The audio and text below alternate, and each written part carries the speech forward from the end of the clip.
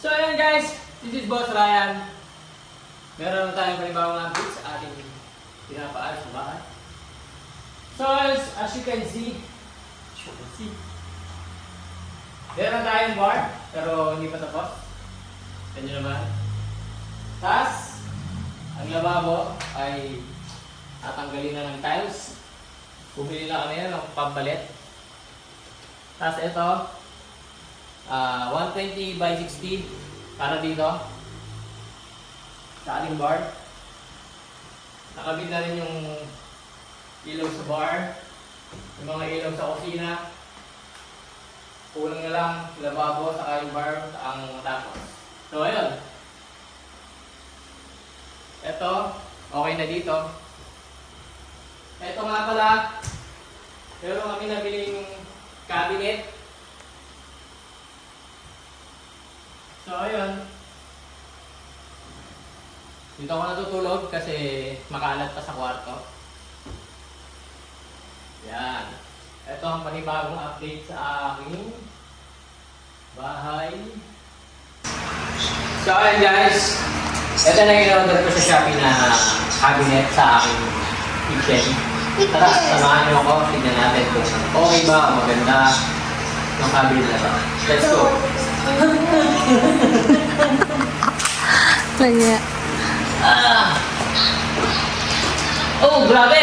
Sobrang higpit niya, grabe!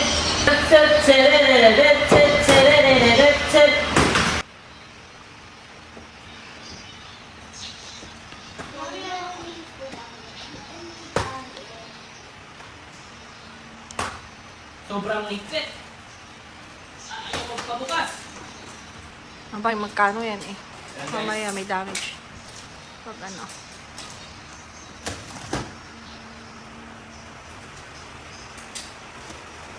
Pa!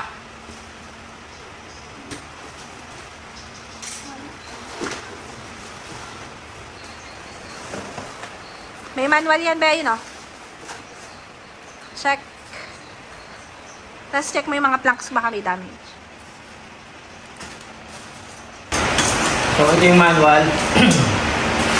Natry natin i-figure out kung paano ito gawin. Madami tornilyo ba? Sobrang dami. For today's video. So ayan guys. Wow. Mukhang ano siya, oh. Mukhang magandang klase. Ano, mabigat? Bigat.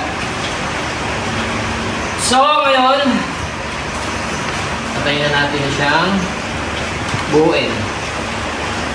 Step number 1. Step number 1. Kabila. Uy!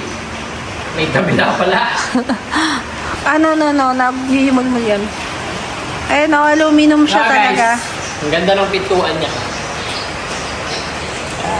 Sosyal. Yayamanin. Aluminum, no? Aluminum!